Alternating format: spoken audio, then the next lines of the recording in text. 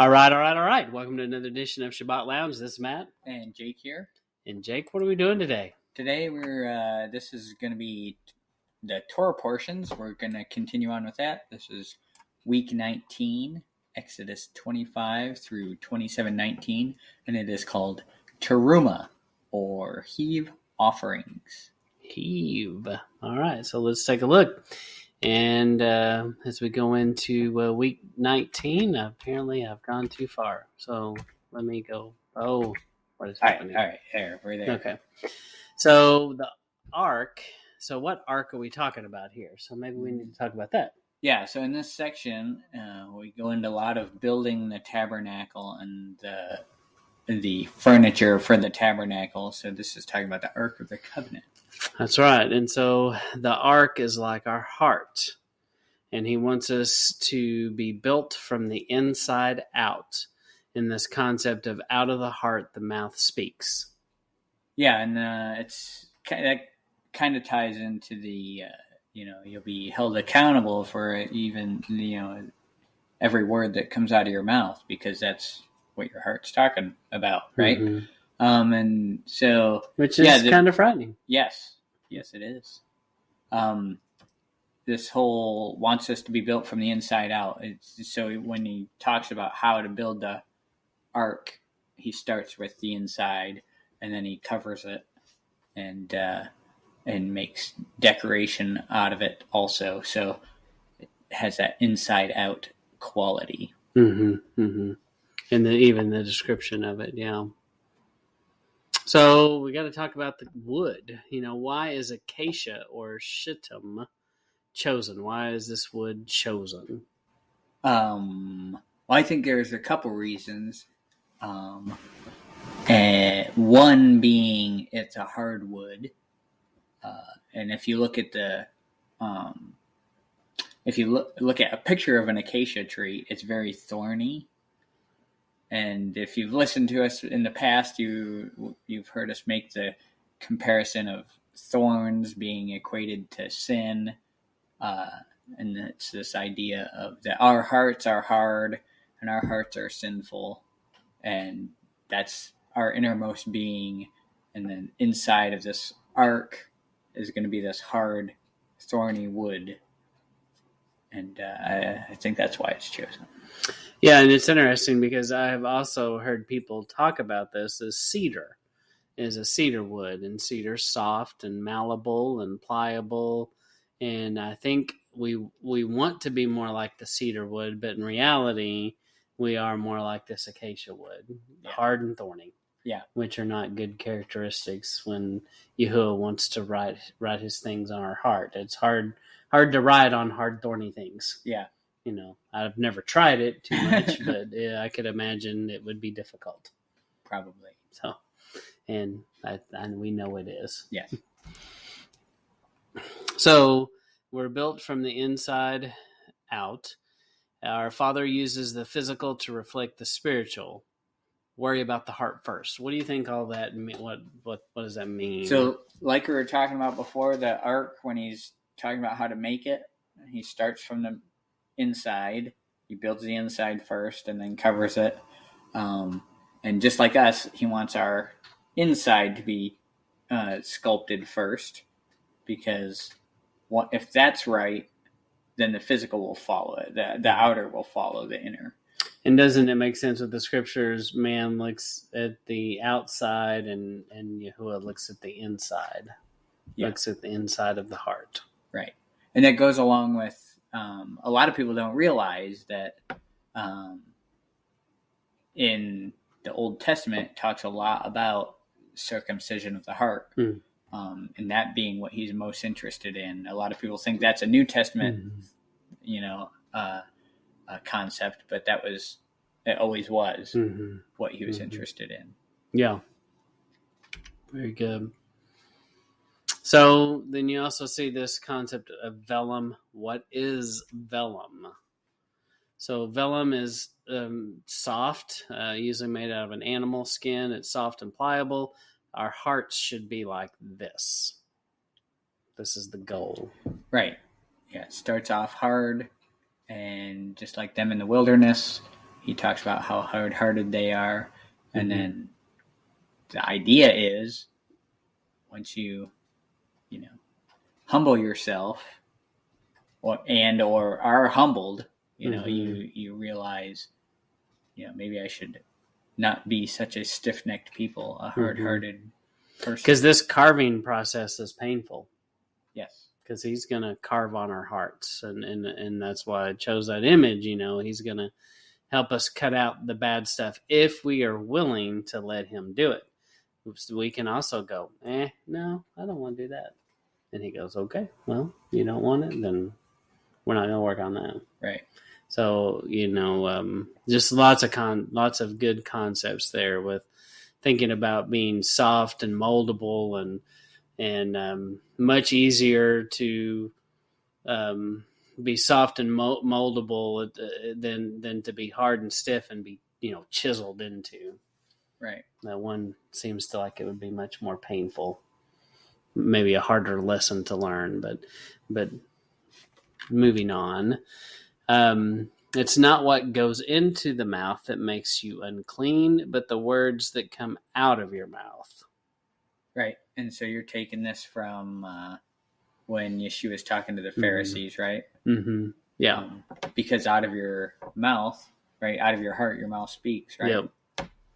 Now, just for clarification, what he's discussing with the Pharisees here is a situation where they're not, Yeshua and his disciples aren't washing the cups they're drinking out of.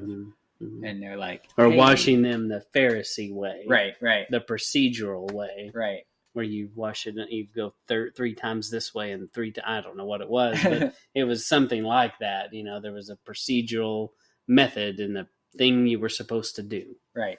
Which was not according to Torah, that was according to their tradition. And so that's what he's talking against here. It's not talking about eating unclean food. No. For sure. That's a good point. So the tabernacle, the tabernacle is us. And so if you've never thought about that, think about it, because that's what it is. Yeah. Temporary, it's movable, and indwelling of the Spirit. Right. You see it all right here. And the gold inside the tabernacle can be Yahuwah or God represented, and Yeshua is the bread. He's the bread of life. He's the Word, and the Spirit is often equated with oil. Right.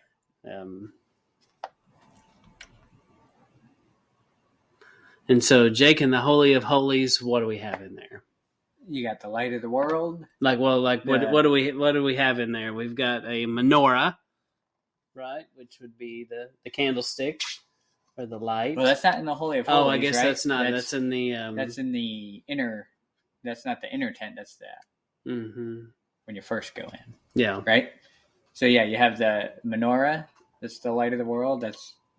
Then you have the bread of life that's in there. The fruit of the vine, which is the wine there. There's like a cup, right? Or something. And then you have the incense, which is, which is today it would be as our prayers going up to Him. Mm-hmm. It was then too, yeah. Fragrant aroma. Yeah. So you've got all this interacting with the temporary, fleshly covered structure that has a covering of purity. What's the covering of purity? So when you look at the ark, it's this hard, thorny wood, and it's covered in gold, right? Covered in pure gold. And that's when we get into the next few slides, I'll kind of talk to that, I guess. Yeah. So this wood, you've got your heart, the hardness of the heart, the flesh, this human interaction, and the temporary tense. I think we kind of said that twice, but it bears repeating. Mm-hmm. So then inside the mercy seat, we see this term kaparoth. And when you break down the Hebrew, there's another reference to this, but you have a kaf, pei, resh, tav. And so you read the Hebrew from the right to left, and I don't have the graphic up there, but the kaf is the hand that covers the open mouth. The pei is the open mouth. The resh is the head of a prince, and the cross is the sign or seal or the tav. So what does all that mean? Well, it means that there's a cover on the mouth of the prince of the cross, and he's not saying something. What's he not saying? I think it's obvious who the Prince of the Cross is, and what he isn't saying is he sees our sin, but he doesn't announce it to the Father. He covers our sin, and it's not like he doesn't go rat on us and stuff like that. It's just he's taking care of it, so there's no need to say it, kind of thing. Yeah, and like the gold that covers the hard heart, the hard wooden thing, and and that we just talked about, and the gold covers it. He covers it. Right. It's this covers the sin that you have written here. It's Yeshua's representative of the gold on the ark is representative of Yeshua covering our sins, so that when Yahweh looks at us, all he sees is the gold. He doesn't see the sin. Okay, in us. Great point. And what would in pure gold? What would he see? I think you're thinking silver. Well, I think see himself. Yes, maybe so. But right. I think in pure gold you can do it too. I'm not sure. Somebody see if that's right. But I'm pretty sure in pure gold, you can see a reflection in it too. But I don't know. I thought you could. Maybe not. I haven't had a lot of pure gold. You haven't had a bunch of polished pure gold. Have not had many opportunities. The size of your face. Yes. Yeah, that's a lot of gold. So we have another teaching on this. It's called the parable of the 10 virgins ties into gold. How do we produce olive oil? And so it's a 3 part thing. I don't even know. But we just went on and on. We just went on and on.